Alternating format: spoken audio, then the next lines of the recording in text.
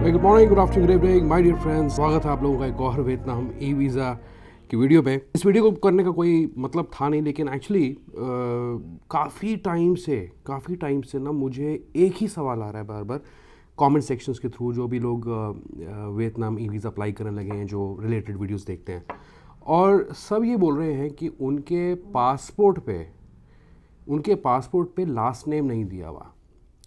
लेकिन जब visa application form भरते हैं तो वहाँ पे लास्ट नेम का ऑप्शन आपको भरना ज़रूरी होता है, राइट। इसके अलावा इस वीडियो में आज हम डिस्कस करने लगे हैं कि कॉमन इश्यूज़ क्या आते हैं, पेमेंट को लेके भी इश्यूज़ आते हैं, क्यों आपकी जो वीज़ा की एप्लीकेशन है रिजेक्ट हो जाती है, डिनाइल आ जाता है उस पर। देखिए, वियतनाम का जो वीज़ा है ई वीज़ा, ये अप्लाई करना बहुत आसान है, ठीक है। अगर आपके पास आपकी डिटेल सही हैं, ये आपको याद है, आपके सामने टेबल पड़ी हैं, तो मैं आपको गारंटी देता हूँ कि 5 मिनट आपको लगेंगे इस एप्लीकेशन फॉर्म को भरने में।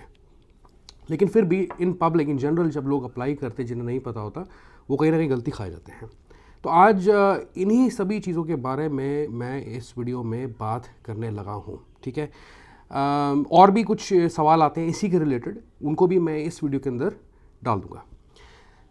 तो चलिए शुरू करते हैं। और यहाँ पे सबसे पहला जो लास्ट नेम का इशू आता है, ये बहुत ही बेसिक सा सवाल है देखा जाए, पर जिन लोगों को चैलेंजेस आते हैं, लोगों को डर ये रहता है कि उनके पैसे ख़राब ना हो जाएं, या वीज़ा एप्लीकेशन जो है उनकी डिसअप्रूव ना हो जाए, वो जा ना पाएँ क्योंकि उनके प्लान्स होते हैं।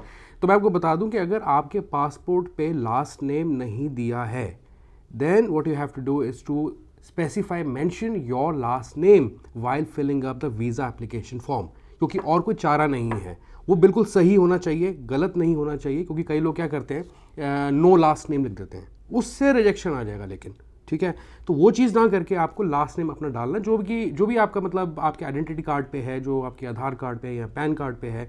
हालांकि इसमें कोई रेलेवेंस नहीं है आधार कार्ड पैन कार्ड की वीज़ा एप्लीकेशन फॉर्म में। मैं ये बता रहा हूँ कि जो आपका लास्ट नेम है वो आप डालें, ठीक है।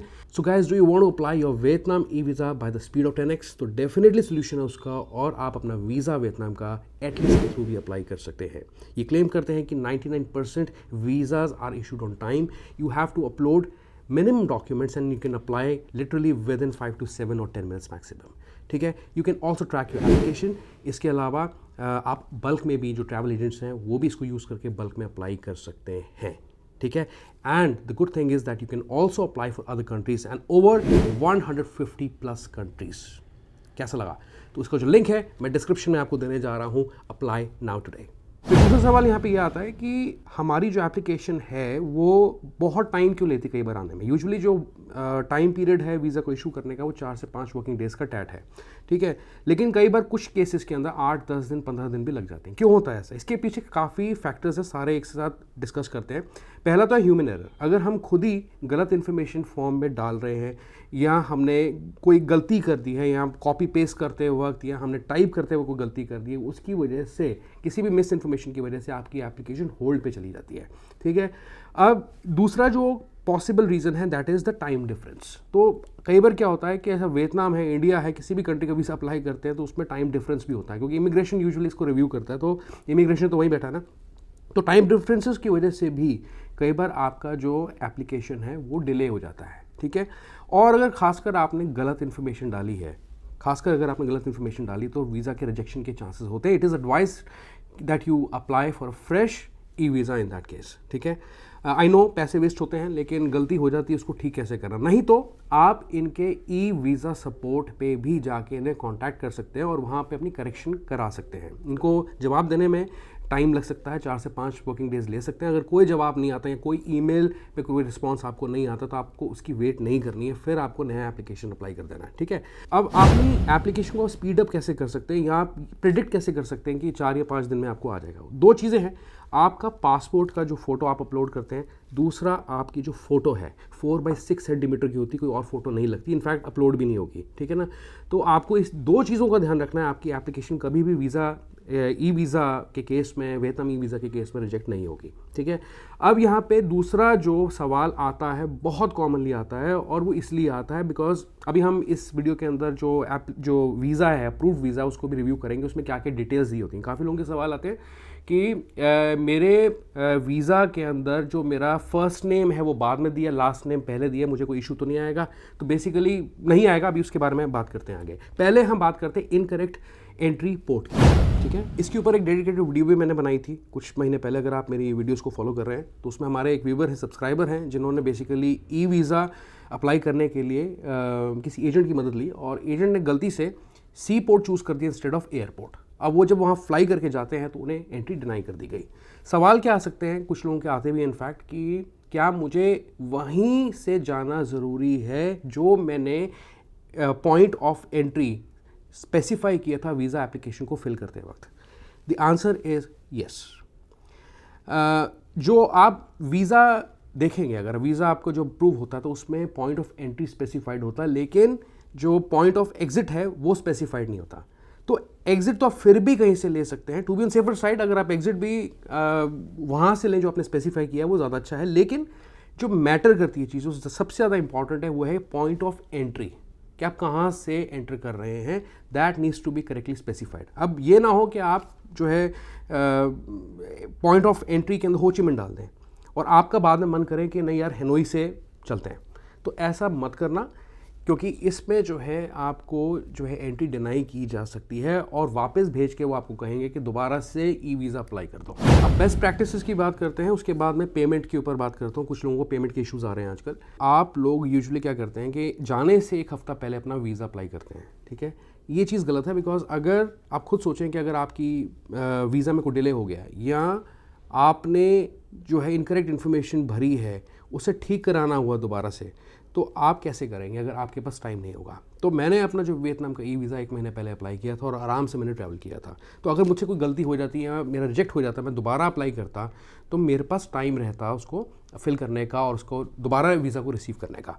तो ये चीज़ का जो है आपने ध्यान रखना है कि आप apply in advance, well in advance, ठीक है। ये एक हफ़्ता या 15 दिन पहले अप्लाई करना छोड़ दो। अगर आपका वीज़ा नहीं आ रहा है तो don't wait for the email. 4-5 दिन में यूजुअली आपका रिजल्ट वीज़ा का आ जाना चाहिए, तो डोंट वेट फॉर इट।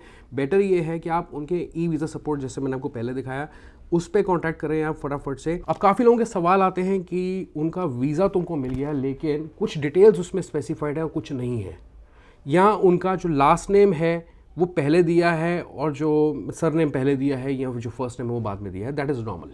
आपको कोई इमिग्रेशन में इश्यूज़ आएंगे नहीं आएंगे, because that is the format, ठीक है, standard format what they have. तो अभी क्या है कि एग्जांपल के तौर पे, सैम्पल के तौर पे मैं आपको अपना जो ई वीज़ा अप्रूव वो दिखा देता हूँ। हालांकि एक्सपायर्ड है क्योंकि 2-4 महीने पहले मैंने ट्रैवल किया था, लेकिन आप इससे अपनी डिटेल्स कंफर्म कर सकते हैं कि क्या होता और क्या नहीं होता एक्चुअली, ठीक है। तो पहले जो चीज़ है वो है आपका नाम, ठीक है। तो आप देख सकते हैं कि मेरा नाम भारद्वाज असीम, मतलब कि लास्ट नेम मेरा पहले आ रहा है और फर्स्ट नेम बाद में आ रहा है, दैट इज़ नॉर्मल, ठीक है। डेट ऑफ बर्थ आपकी जो पासपोर्ट पे होती है वो आपकी है, यहाँ पे पासपोर्ट नंबर दिया है, किस कंट्री का पासपोर्ट इशूड है वो दिया है, इंडिया का जैसे मेरे केस में। Good for single entry valid from, तो जिस मतलब कि आपने सिंगल एंट्री अप्लाई किया है, आपने मल्टी एंट्री किया है। मेरे केस में सिंगल एंट्री है बिकॉज उस वक्त मल्टी एंट्री अभी स्टार्ट नहीं हुआ था, न्यूज़ में थी बस चीज़। और यहाँ पे देखें आप कि जिस दिन मैं एंटर करूँगा, जिस दिन मैं लैंड करूँगा, उसकी डेट भी यहाँ पे स्पेसिफाइड है, ठीक है। Allowed to entry through, airport का नाम, ये चेक पॉइंट का नाम यहाँ पे दिया हुआ है वो होता है। पर्पज़ ऑफ एंट्री क्या है जो आपने स्पेसिफाई किया होगा, जैसे कि टूरिज्म, लेजर, ट्रिप, ठीक है। आपकी इंडिया की लोकल डिटेल्स, एड्रेस, आपका फ़ोन नंबर, टेलीफोन नंबर यहाँ पे स्पेसिफाइड होता है। और अगर आपने बच्चों की डिटेल्स भरी है तो वो भी नीचे यहाँ पे रिफ्लेक्ट करनी चाहिए आपको, ठीक है। और पासपोर्ट की एक्सपायरी डेट होती है, आपका जेंडर होता है। और एड्रेस के केस में, let me come back to that address thing, तो जो आपका पासपोर्ट पे एड्रेस दिया है वही आपने स्पेसिफाई करना है। रिकमेंडेशन ये रहती है कि आप पासपोर्ट को अपने अपडेट करा लें, एड्रेस को अपडेट करा लें, फ्रेश पासपोर्ट जो है इशू करा लें अपने आप को। लेकिन अगर ऐसा नहीं होता है या आपके पास टाइम नहीं है तो आप वही एड्रेस डालेंगे जो आपके पासपोर्ट पे दिया है, चाहे आपकी जो लोकेशन हो, करंट लोकेशन हो, चाहे डिफरेंट हो, लेकिन डिटेल्स आपने वही डालनी जो पासपोर्ट पे दिए एज इट इज़। चाहे डेट ऑफ बर्थ हो, पासपोर्ट नंबर हो, आपका जेंडर हो, चाहे आपका एड्रेस हो, कुछ भी हो उसके अंदर वो आपने एग्जैक्टली डालना है, ठीक है। पेमेंट इशूज़ के अगर मैं बात करूँ यहाँ पे, तो काफ़ी लोग एक्सपीरियंस कर रहे हैं इस चीज़ को। और आजकल कुछ दिनों में, मैंने पिछले एक हफ्ते में ऐसे सवाल भी आ रहे हैं कि उन्हें पेमेंट करने में इशू आ रहे हैं। तो इसके जो बेस्ट प्रैक्टिसेस है वो मैं आपको बता देता हूँ। पहली चीज़ ये है कि ब्राउज़र जो है डिफरेंट यूज़ करें। अगर आप क्रोम यूज़ कर रहे हैं तो फायरफॉक्स यूज़ कर लें या सफारी यूज़ कर लें, ठीक है, पहली चीज़। दूसरी चीज़ ये है कि आप इनकॉग्निटो या प्राइवेट ब्राउजिंग मोड भी अपने ब्राउज़र में यूज़ कर सकते हैं। उससे जितनी भी पीछे की कुकीज़ होती हैं, हिस्ट्री होती है, वो डिलीट होती है, सेव होती नहीं है। विद दैट रिजल्ट आप दोबारा अप्लाई करते हैं तो एक बिल्कुल ही फ्रेश ब्राउज़र की तरह या फ्रेश एप्लीकेशन की तरह अप्लाई कर पाएंगे, ठीक है ना। तीसरी चीज़ ये है कि काफ़ी लोग क्या करते हैं, ऑफिस में बैठे बैठे अपना वीज़ा अप्लाई कर देते हैं। अब उसमें चैलेंज क्या है, ये इंपॉर्टेंट क्यों है? बिकॉज आपके जो कॉर्पोरेट लैपटॉप्स होते हैं उनमें VPN कनेक्टेड होता है या VPN टनल होती है। तो VPN टनल अगर आपने ऑफिस का लैपटॉप यूज़ करना भी है for some other thing stuff, तो उस केस के अंदर आप VPN को ऑफ करके अपनी एप्लीकेशन फॉर्म को फिल करें, ठीक है, ताकि पेमेंट गेटवे पे आपको कोई इशू ना आए।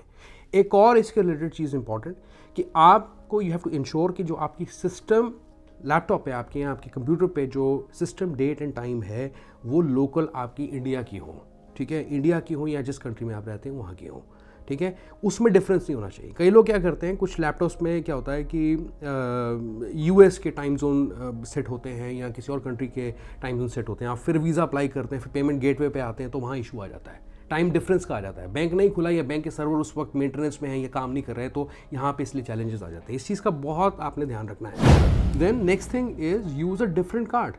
अगर एक कार्ड से पेमेंट नहीं जा रही है या पेमेंट गेटवे खुलता खुलता बंद हो गया है, then better use a different card. Visa हो, मास्टर कार्ड हो, सब चलता है इस केस के अंदर, ठीक है। तो ये कुछ तमाम चीज़ें हैं जो आप यूज़ कर सकते हैं उस वक्त, मतलब कि अपनी अगर आपको पेमेंट में कोई दिक्कत आ रही है। देन अगर ये सब चीज़ें फेल हो जाती है, इसके बाद भी पेमेंट नहीं जा रही, then it's a portal server issue. तो उनके सर्वर के अंदर कोई इशू है जिसकी वजह से जो है आपको प्रॉब्लम आ रही है। उस केस के अंदर आपको कुछ दिन या 1 या 2 दिन के बाद या 24 घंटे के बाद या 48 घंटे के बाद दोबारा अपनी एप्लीकेशन को सबमिट करने का अटेम्प्ट करना है, ठीक है। So this is it guys. इसके अलावा जो है मैं आपको ई-वीज़ा का जो सपोर्ट लिंक है वो नीचे डिस्क्रिप्शन में वीडियो को देने जा रहा हूँ। आज की वीडियो इम्पॉर्टेंट है, मतलब वैसे मैं काफ़ी चीज़ें जो हैं आपको बता चुका हूँ। कमेंट सेक्शंस में आप लोग सवाल पूछते हैं, जवाब देता हूँ, इंस्टाग्राम पे आप लोगों को जवाब देता हूँ। लेकिन एक ये जनरल वीडियो है बिकॉज अभी भी सवाल आए जा रहे हैं और इतने मुझे सवाल आए हैं कि मुझे लगा कि definitely I should do a video, ठीक है। जाने से पहले इस वीडियो को लाइक करते हुए जाएँ, चैनल को सब्सक्राइब करें for my motivation, and I see you once again. अपना बहुत बहुत अच्छे से ख्याल रखें। Goodbye, take care.